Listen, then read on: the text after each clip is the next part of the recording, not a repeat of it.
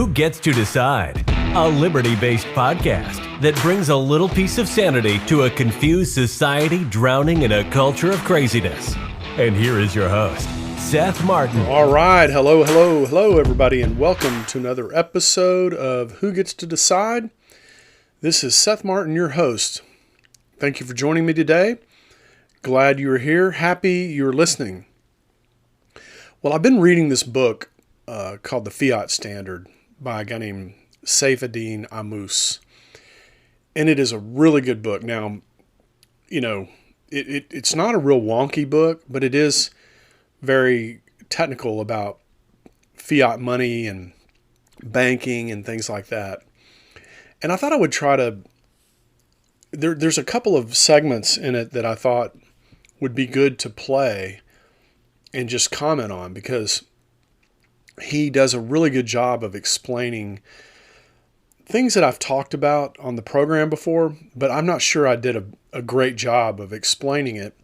And I think what I can do is play him explaining it and then kind of fill in the gaps with what he's talking about. Because this fiat money business that we have, money mischief, as Milton Friedman used to call it, this is destroying, this is a huge claim that I'm making, but it is destroying the entire world as we know it. And I think you'll begin to see why it is that way. A lot of people, they just kind of accept the dollar, the US dollar, the way it is, and they really can't envision and conceive of a world or even the United States without the US dollar. And this really enables the deep state, the permanent Washington class, the whatever you want to call these people, bureaucrats. It really empowers them in a way that subjugates the rest of us and steals from us over time.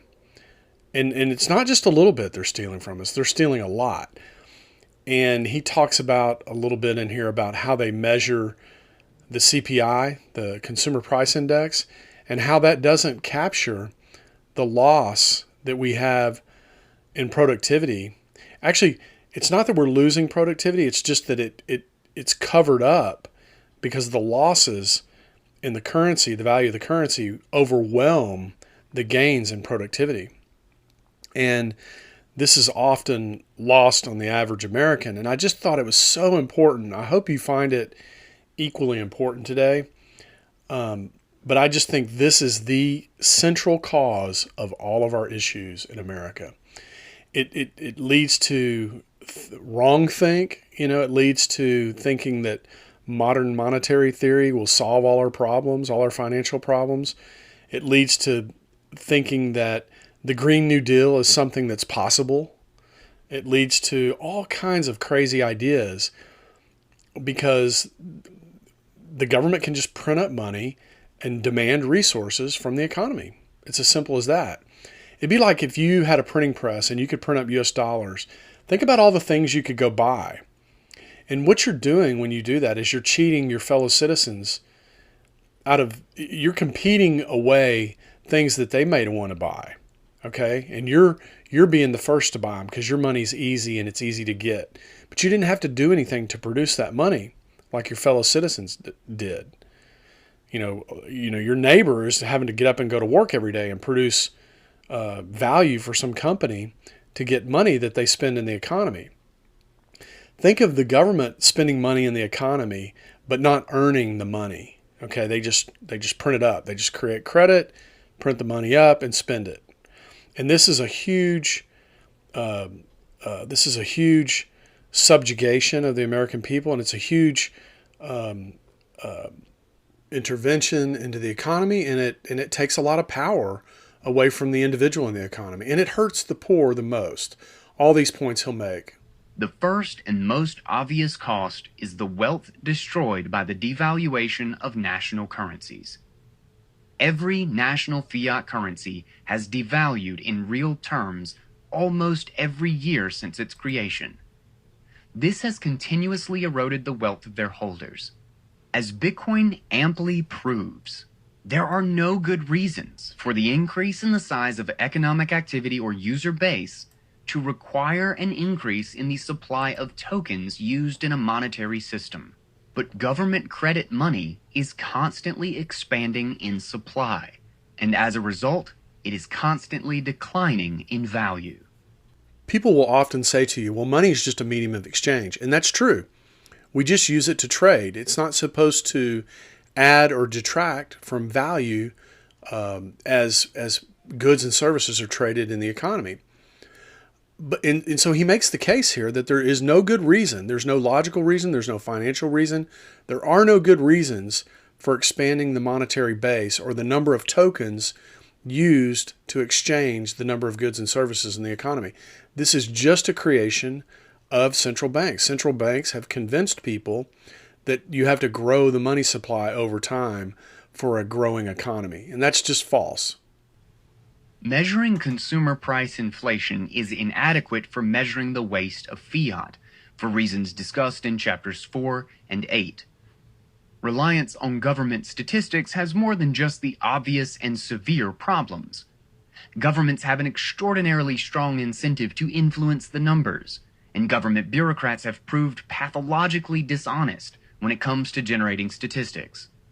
Further, changes in consumer prices are a complex product of a decrease in the value of fiat money and the increase in productivity, causing a decline in goods value. Without any monetary inflation, productivity increases would translate to price decreases. With monetary inflation, rising prices indicate an increase in money supply larger than the increase in productivity. I've tried to make this point before on the program and probably did a horrible job, but the consumer price index is arbitrary. And the reason it's arbitrary is because the government pulls products in and out of the consumer price index basket based on something they call hedonics. Because what they do is they say, well, if meat gets too expensive, people will substitute chicken and things like that. They don't actually, the goods and services in the basket don't stay the same over time. And this is just pure and simple manipulation. But the other point, and I think maybe even the more important point, is that consumer prices are not a good reflection of what actual inflation is, because there's a complex relationship between consumer prices and productivity. So in general, as our productive capacity goes up, as we produce more because we mix our labor with machines and things like that, we can produce more, thereby lowering the unit cost of everything we make. When you throw in inflation in there, what it does is it masks the productive element of consumer prices.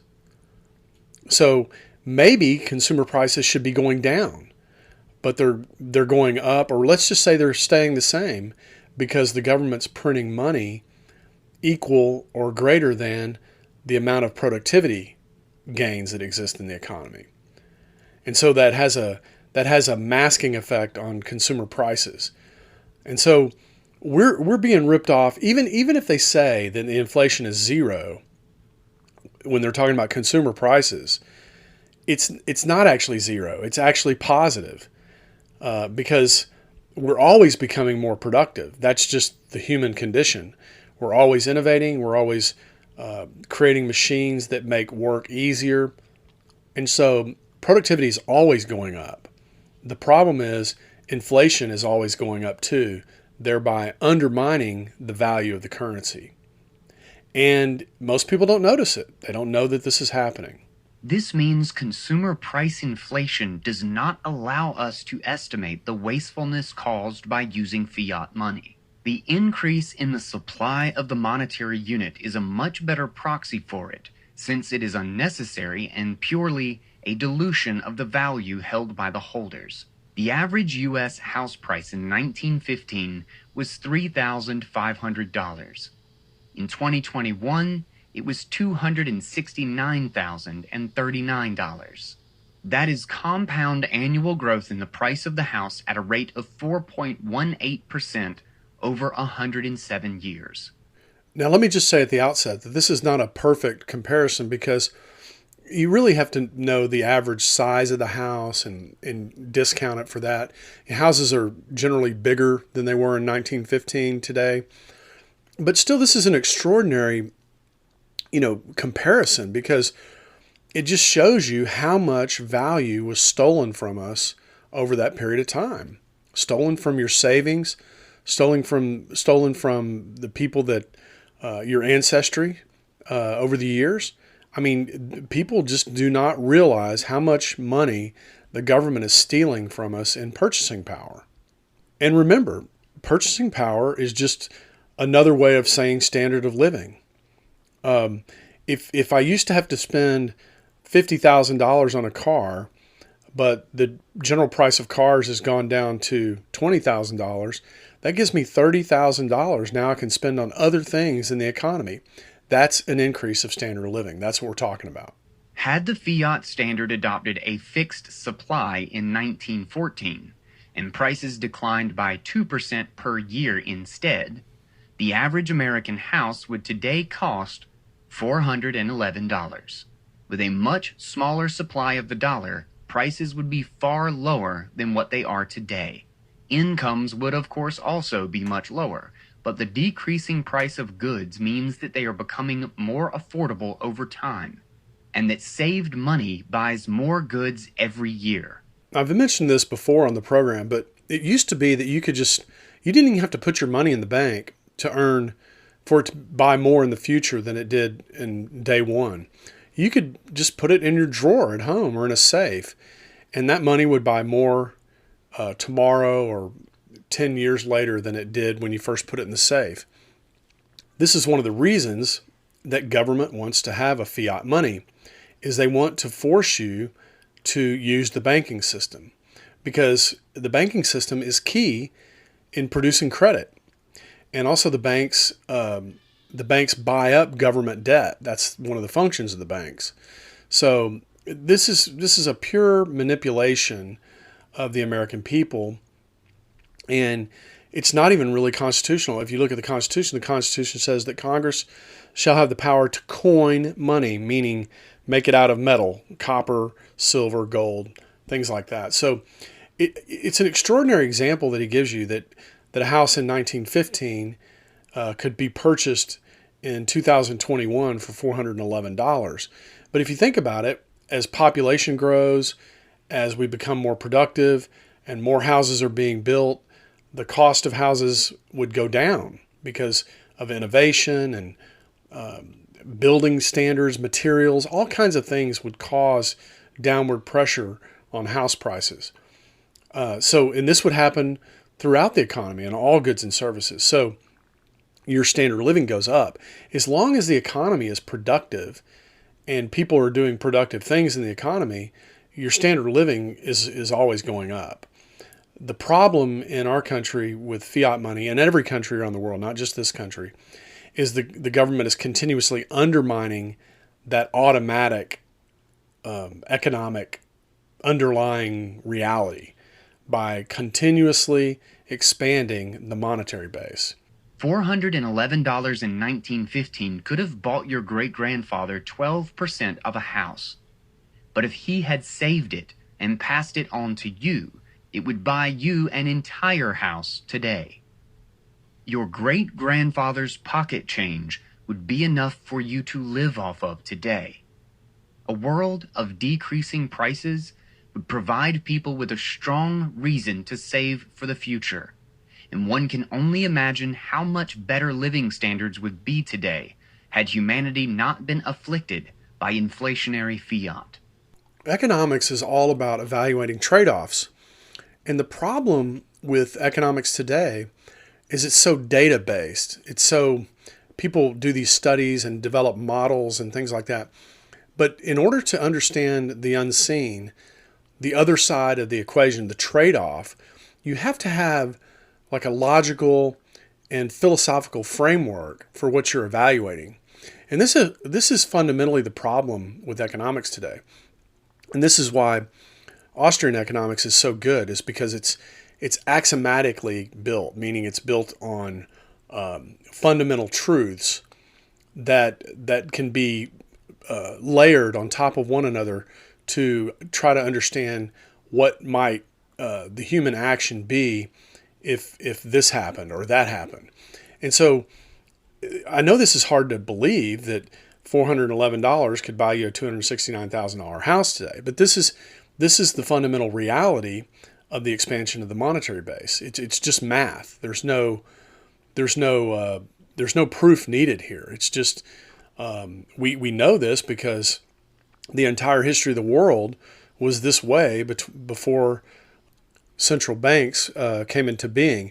Now, there's always been a debasement of the currency. They used to clip coins and take the excess metal and melt it down and make more coins and things like that. But central banks have brought a whole new level of debasing the currency to this game, and have expanded it way beyond anybody's imagination could have realized, centuries ago. Based on World Bank data, the average annual supply inflation for the major national currencies between 1965 and 2020 is 6.67% for Switzerland, 7.44% for the US, 9.76% for Japan, 10.87% for the United Kingdom, and 20.33% for China. The Euro area data is not available from the World Bank data, but it is found at the OECD and averages 7.79%. The simple average for all the remaining countries in the World Bank dataset is 30.1%. The overwhelming majority of economic value exists in the major currencies. A weighted average inflation rate should reflect this, and when calculated, we can estimate that the average fiat user has suffered a 13.72% inflation in their money supply per year.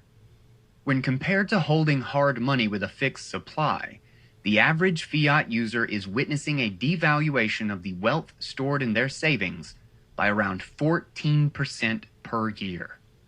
When you begin to understand the size and scope of the theft that is taking place here, it really makes you angry. I mean, 14% a year is a lot. Okay, that's kind of the OECD companies or countries. This would be like the G8. Okay, these are G8 countries on average, weighted average, 14% per year. That is a tremendous amount of wealth and productivity that we're stealing from people, that governments around the world are stealing from people, and there's just no excuse for this. This is why every year your life feels like it's harder. It's harder to get, to make ends meet. It's harder to send your kids to daycare. It's harder to go out to eat. You have to cut back on movies. This is exactly why this happens. And most of the time, it's a mystery for people. They don't really fully understand what is happening. They just know that they don't have, all of a sudden, we don't have the lifestyle that their parents had or whatever. People always used to look at their doing better than their parents' generation. Well, that's no longer possible because the amount of money creation that's going on, credit and money creation, is astronomical. I mean, since 2008, I think I reported before, from 1913 to 2008, roughly $850 billion in credit and money was created. Since 2008, it's roughly $8 trillion or $8.5 trillion in credit and money. So this is happening at an accelerated rate. And so we are rapidly getting poorer. No matter how hard you work, no matter how much money you make, the inflation, boogeyman is coming after you. And you can forget about inheriting anything from family members. I mean, this will all be wiped out by the time you inherit anything, or by the time you give anything to your children. In 2019, the total global broad money supply stood at around $95 trillion, while total global wealth was around $360 trillion. This means that fiat money, made up around 26.3% of humanity's wealth. As that money is being devalued at 13.72%, humanity is losing around 3.6% of its wealth on average every year to fiat inflation depleting the value of its money. If the average trend holds over the coming year, we could expect fiat inflation to destroy around $15 trillion of value in the next year. To put the size and scope of this transfer of wealth from individuals to government, I just did some quick math. I took 15 trillion and divided by 7 billion, because there's 7 billion people on the planet. Now, not all 7 billion people have the same amount of resources, right? But when you divide that 15 trillion by 7 billion, the average amount that's being stolen per year, per person, is $2,100 and something dollars. Now, many people don't even have $2,000. Okay, this is just the average. And so this is happening every single year. And again, this explains why every single year it feels like you're having to work harder and harder and harder to keep up. It is important here to stress the supremely repressive impact of the fiat tax on humanity. The world's poor are predominantly distributed in countries experiencing higher inflation than that of the world reserve currencies. Further, the world's poor have most of their wealth in money, not in financial assets. The world's rich are the ones who hold the vast majority of the 75% of the world's wealth that is not in fiat, but in hard assets like stocks and bonds.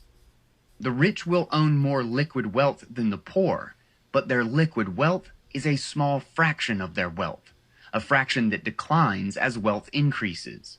By having much of their wealth concentrated in the little liquid fiat they can own, the poor are constantly paying a heavy price for inflation.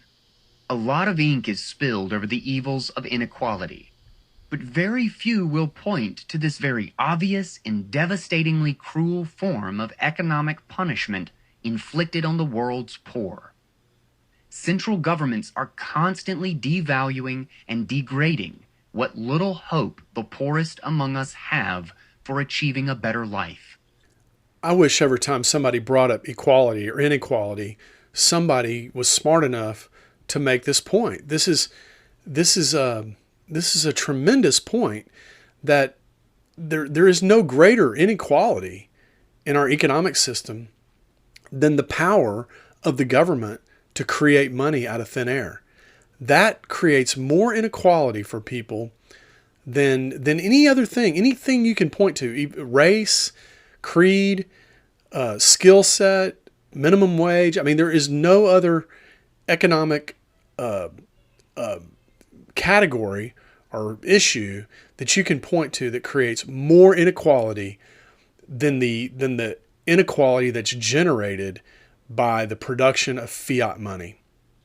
At the same time, this regressive inflation tax rewards the rich, who can borrow large quantities of devaluing fiat and who can protect themselves by holding hard assets. Predictably enough, the economists, academics, activists, and politicians obsessed with inequality tend to be highly concentrated in fiat institutions, supported by government fiat subsidies, and understandably unable to draw the obvious connection between the inflation that pays their salaries and the poor who foot the bill. Yeah, I've made this point numerous times on this program. The difference, or the wealth gap, as they like to call it, is purely a function of fiat money and our banking system. Rich people borrow money from banks, which protects them from the loss of value of fiat. Okay, and they buy what they don't go out and buy cars with that money. They go out and buy businesses, and businesses tend to grow over time, and they also tend to produce income. And this is how the rich get richer and richer and richer, and the poor obviously don't know how to do this, and so because of the effects of fiat currency, they get poorer and poorer and poorer, and the wealth gap grows. Now, eventually, there's this will, it's like a rubber band. It'll snap back and correct itself. But it's gonna be very painful for everybody when it does. And so, yeah, this is a big mystery, and we need to talk more about it. More and more people need to understand it, so that we can change it. As a people, we need to change this system. It's fundamentally bad. It's dishonest, and it's making people poor. Now, the second point he brings up is equally important, and maybe more so, and we'll talk about that right now. The biggest and most devastating cost of fiat lies in the mechanism it uses to achieve consensus on a global ledger: violence. Whereas gold's monetary role was guaranteed by its chemical and physical properties, and verification of its authenticity is possible, fiat's monetary role is entirely predicated on the authority of the issuing central bank and government. By establishing a monopoly on the issuance and clearance of monetary tokens, fiat converts all underlying monetary assets into virtual tokens arbitrarily assigned or removed by the central fiat node. Any transaction can be reversed, and any balance can be confiscated. Enormous amounts of these tokens can be conjured out of thin air into any balance by pure fiat. All value and truth in the banking system can be decided politically. Now, if that doesn't just scare the shit out of you, you have an unshakable nature. Now, some of this we saw in Canada. These people that donated to the trucker movement, their bank accounts were seized. I mean, the central authority there just seized their bank accounts, made it so they couldn't use the banking system. That money's not theirs. By the way, this is true. When you put your money into a bank, it's no longer your money. As long as the bank has your money, it technically belongs to the bank. Now, you won't ever see them just confiscate your money unless the bank is about to go under or something like that. But a lot of people don't know this little fact that your money in the bank belongs to the bank. It doesn't belong to you. It doesn't belong to you until you have it in your hands. And so this is why runs on the bank used to happen. Now what they've done is they basically quote unquote insure your money. But this is a scary kind of arrangement that he just laid out. And most people have no idea that this is the nature of our fiat money system.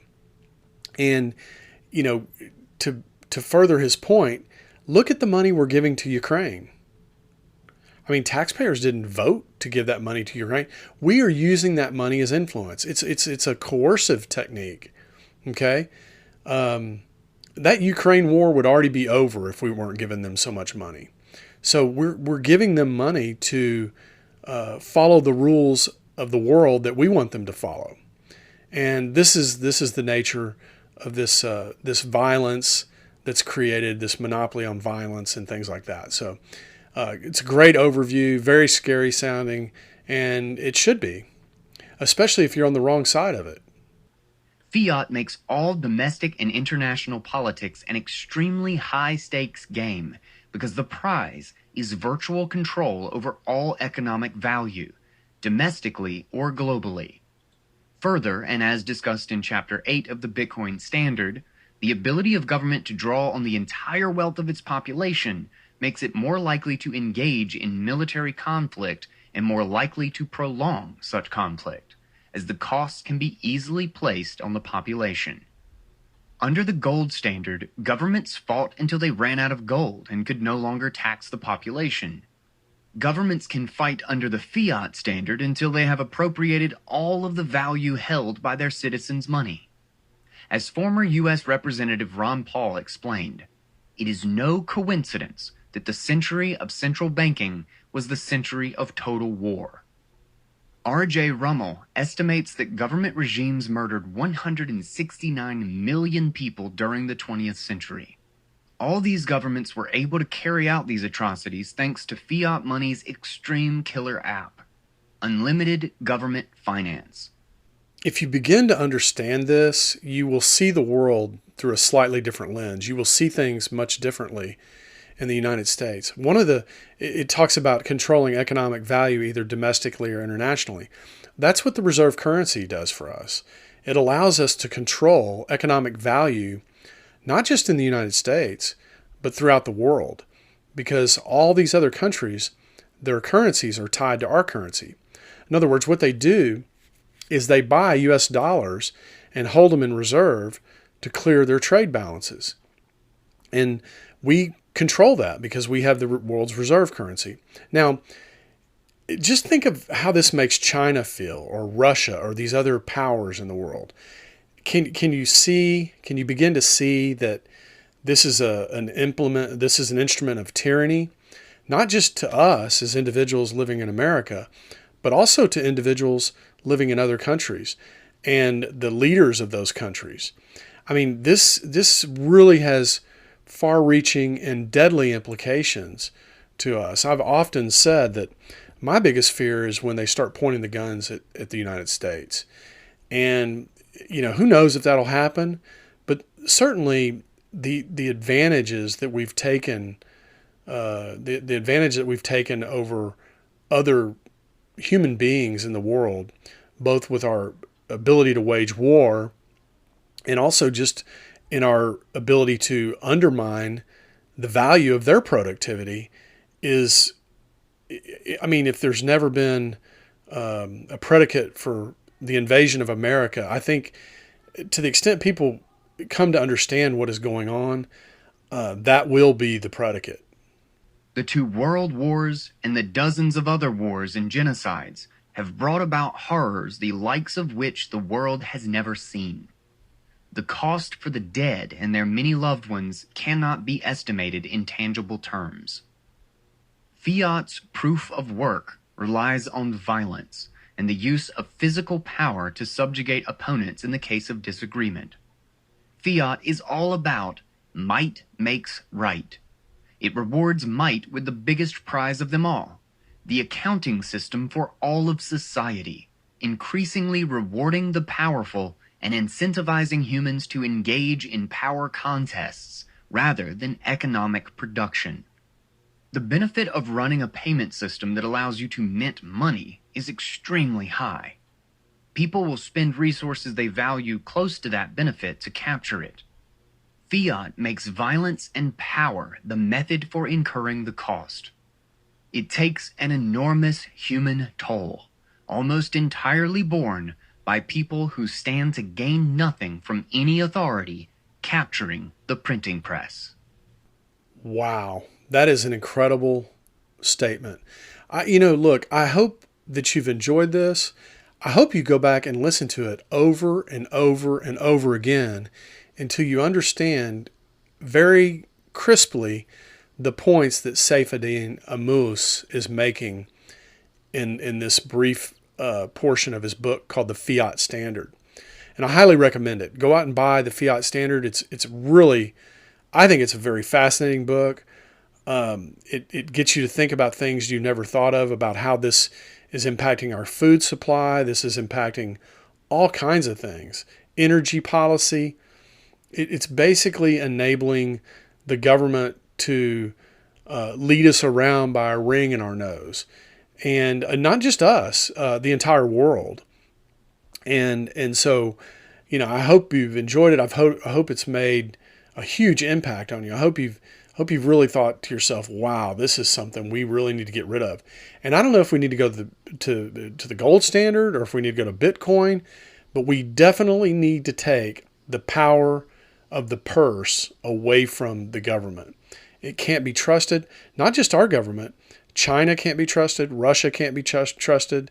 No government anywhere on the face of the planet can be entrusted with something like a reserve currency.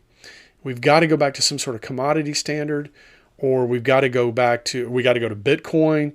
We got to get out from underneath this massive burden is really what it is. It's a massive burden. It's like every day getting up and somebody throwing some bricks in your backpack and saying, all right, go out there and work and earn that check. I mean, how many of us have noticed that the month, there's still 4, 5, 6, 8 days left in the month, and we've run out of money. We don't get paid for another 6 or 8 days. This is because we're not getting to realize the fruits of our productivity. It's being stolen from us before we ever even get the opportunity to use it.